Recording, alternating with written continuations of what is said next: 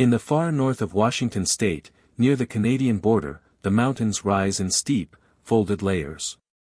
The region is known as the North Cascades.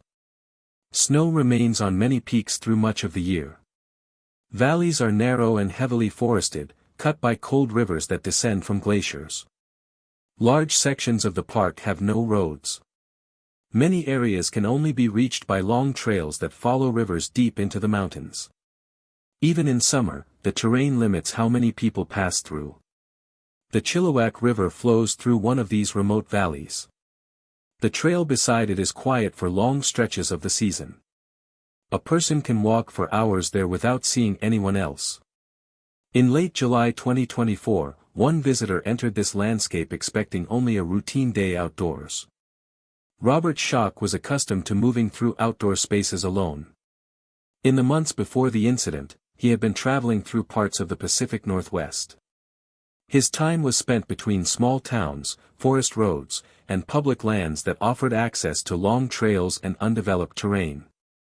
The North Cascades region attracted him for the same reason it attracts many experienced hikers and runners. The park is vast, quiet, and far less crowded than many other protected areas in the United States. Large sections of it remain difficult to reach.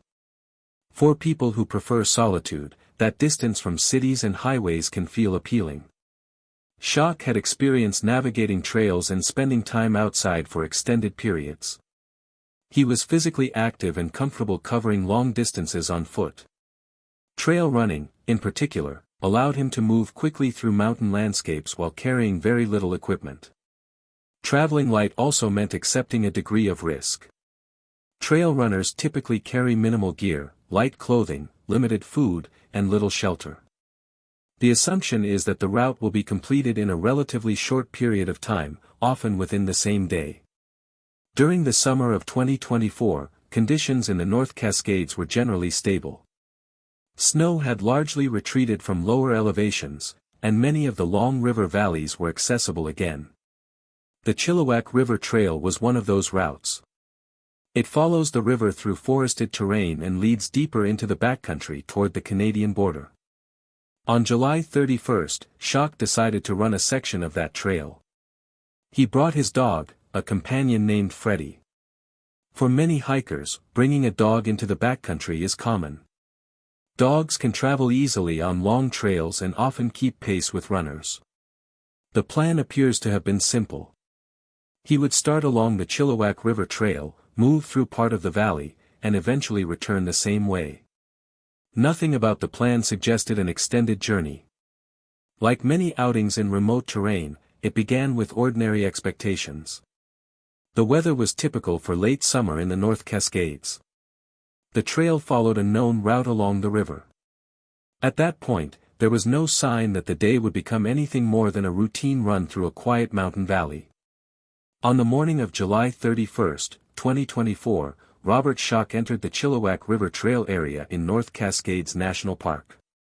The trailhead sits near the end of a remote road that follows the river valley toward the Canadian border. Beyond that point, travel is mostly on foot. Schock began the outing as a trail run rather than a full backpacking trip. That choice shaped what he carried with him. Reports later indicated that he had very limited supplies. Like many runners, he was traveling light. The expectation was that he would cover distance quickly and return before the end of the day. Freddie, his dog, ran alongside him. The Chilliwack River Trail moves gradually through dense forest. In some places the path follows the river closely. In others it climbs slightly above the water, passing through sections of older trees and areas affected by past wildfire. Fallen logs and damaged sections of trail are not unusual in this part of the park. Early in the run, nothing appeared unusual. The trail itself was familiar to hikers who had used it in previous seasons. Wooden bridges and simple backcountry structures marked certain crossings. One of these was a cable car system used to cross the Chilliwack River at a narrow point where the current was too strong for a standard bridge. Cable crossings in remote parks are simple mechanical systems. A small metal platform is attached to a cable stretched across the river. A person pulls the platform from one side to the other using the cable itself. It allows hikers to cross deep water without entering the river. At some point during the run, Shock and Freddy reached this crossing. The river moved below them, cold and fast with glacial runoff. Beyond the crossing, the trail continued north through more remote sections of the valley. Up to this moment, the outing remained ordinary. The decision to cross the river would quietly change the course of the entire day. After reaching the cable crossing, Robert Shock pulled the small metal platform across the Chilliwack River and moved to the opposite side. The water below was fast and cold, typical of rivers fed by glaciers and mountain snowfields. Once across, the trail continued north through forest and sections of terrain that had been affected by past wildfire. Wildfire damage can alter trails in subtle ways. Trees fall across the path. Landmarks disappear. Sections that were once clear become difficult to follow. In remote valleys, maintenance crews cannot reach every damaged segment quickly. Shock continued along the trail. At some point beyond the crossing, the route became less clear. Burned areas and fallen timber made navigation slower and less predictable. What had begun as a straightforward run gradually turned into a search for the correct path forward. In situations like this, hikers often rely on memory and terrain to stay oriented. The river remained nearby, but the trail itself may have been harder to recognize in places where vegetation and fallen trees interrupted the route. During this period, Shock also lost his shoes while moving near the river. Later reports indicated that the shoes were carried away by the current. Without them, traveling over rocky ground and forest debris became significantly more difficult. Barefoot movement in mountainous terrain slows progress immediately. Sharp stones, roots, and uneven ground limit how far a person can walk safely. At that stage, the outing was no longer a simple run. Movement became slower and more cautious. The terrain demanded attention with each step. The valley around him remained quiet and largely empty. Few hikers travel deep into the Chilliwack area, even during the summer season. With the trail becoming uncertain and mobility reduced, returning quickly to the starting point was no longer guaranteed. The day had begun to change direction. By the end of the first day, the situation had changed from uncertainty to a clearer problem. Robert Shock was no longer moving quickly through the valley. Without shoes, every step over rocks and broken ground caused pain. The trail itself was difficult to follow in sections damaged by past fire and fallen timber. The Chilliwack River remained the most consistent feature in the landscape. Its sound carried through the trees, and its direction was clear. Rivers often become natural guides for lost hikers. Following one downstream can sometimes lead toward roads or populated areas. But the Chilliwack Valley is long and remote. Much of it passes through terrain that sees very little traffic. At first, Shock appears to have continued moving in an attempt to relocate the main trail. That effort required crossing uneven ground, stepping over fallen trunks, and navigating through dense vegetation. Without footwear, progress was slow. Freddy, his dog, remained with him during these early stages. Dogs can travel more easily over rough terrain, but they also depend on the movement of their owner. As Shock's pace slowed, the dynamic changed. At some point during the early days of the ordeal, Shock made a decision that would later become widely reported. He released Freddy and allowed the dog to leave. The reasoning appears practical. A dog moving freely might return to the trailhead or encounter other hikers. In wilderness situations, animals sometimes find their way back to familiar places faster than humans who are injured or disoriented. Freddy eventually did return to the trailhead area, which confirmed to others that Shock had been somewhere along the route. Meanwhile, Shock remained deeper in the valley. With the dog gone, the landscape became quieter. The only constant sounds were wind moving through trees and the steady current of the river. Food supplies had been minimal from the start. Trail runs rarely involve carrying significant provisions. As the second and third days passed, hunger began to play a larger role in his daily routine. Water, at least, was available. The river and nearby streams provided constant access, though the water was untreated and extremely cold. The realization that he might remain in the valley for an extended time began to shape his actions. Movement slowed. Decisions became more deliberate. The outing had fully shifted from recreation to survival. As the days passed, Robert Schoch began organizing his movements around the Chilliwack River. In remote terrain, a large river often becomes the most reliable reference point. Trails can disappear, but the direction of water rarely changes. Remaining close to the river allowed him to maintain a basic sense of orientation. The sound of the current was constant, and the open space near the bank sometimes made travel slightly easier than moving through dense forest. Without shoes, however, even these areas presented difficulties. The riverbanks were often covered with stones shaped by years of glacial runoff. Many were sharp or unstable underfoot. Each step required caution. Movement that might normally take an hour could now take much longer. Food quickly became the central problem. Schoch began searching for anything in the landscape that might provide calories. Late summer in the North Cascades brings certain wild berries into season. These plants grow along open sections of trail and near riverbanks where sunlight reaches the ground. Berries became one of his primary sources of food. In addition to berries, he also consumed wild mushrooms. This choice carried obvious risks. Many mushrooms in North American forests are toxic, and identifying safe varieties can be difficult without training. Later reports indicated that Schoch ate them despite uncertainty. Hunger often changes how risks are evaluated. After several days without regular food, the body begins to lose energy quickly. Water remained easy to obtain. The river and nearby tributaries provided a constant supply. He drank directly from these sources. Glacial rivers are cold and fast-moving, which can reduce certain biological risks, though untreated water can still contain harmful organisms. Over time, Schoch's daily routine became simple and repetitive. He searched for berries where they were available. He drank from the river. When possible, he attempted to move further along the valley. When exhaustion increased, he rested. Meanwhile, search operations had begun elsewhere. When Schoch failed to return from the run, authorities in Washington state organized search teams. Helicopters began flying over sections of the Chilliwack Valley.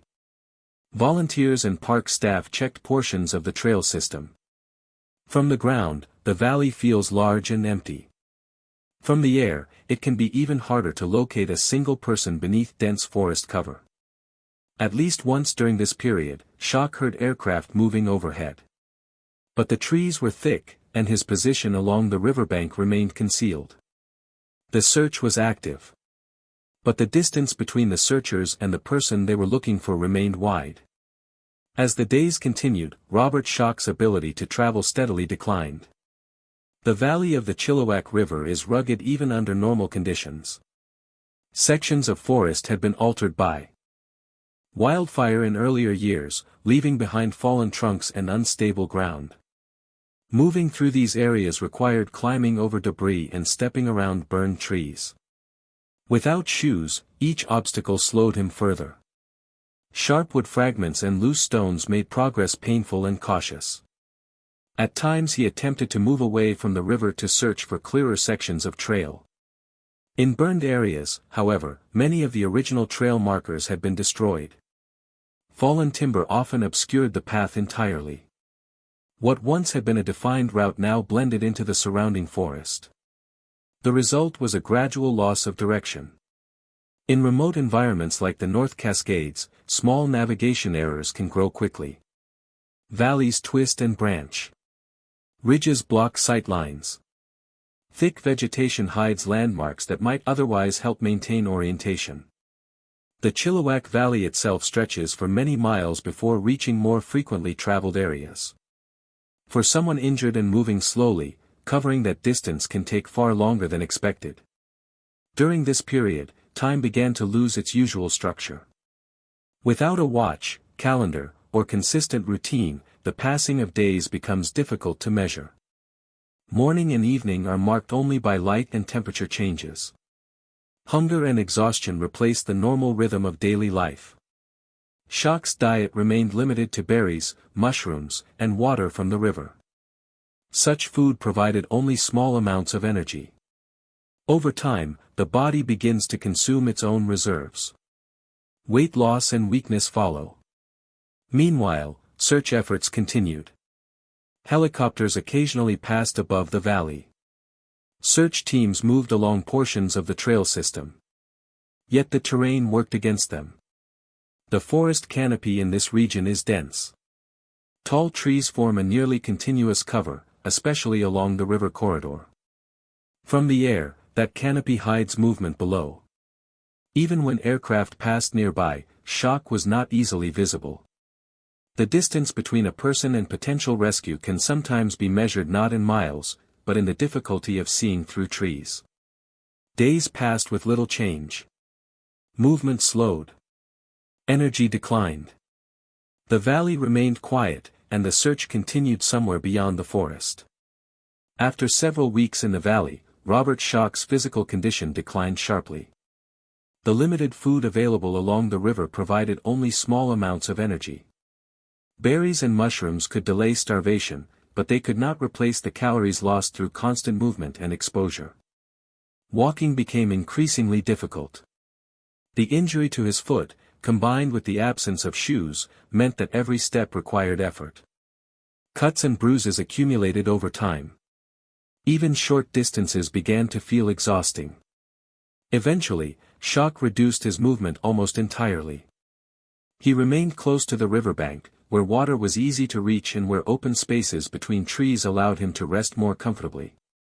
The river continued to flow past him, steady and unchanged, marking the passage of time more reliably than any clock. Days became long periods of waiting. Without enough strength to travel far, survival depended on conserving what little energy remained. He continued to gather berries when they were within reach and drank from the river whenever necessary.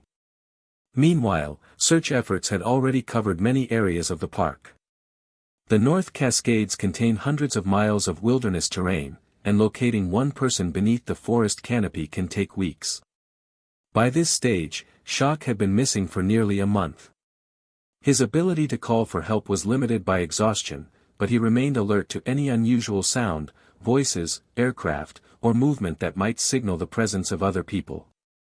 Most of the time, the valley remained silent. But eventually, that silence began to change.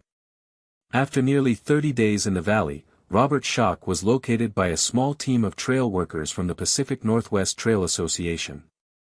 They were conducting routine checks along remote sections of the trail when faint calls reached their ears. The sound carried across the open areas near the Chilliwack River. Once his position was identified, park authorities coordinated an airlift. A helicopter arrived shortly afterward.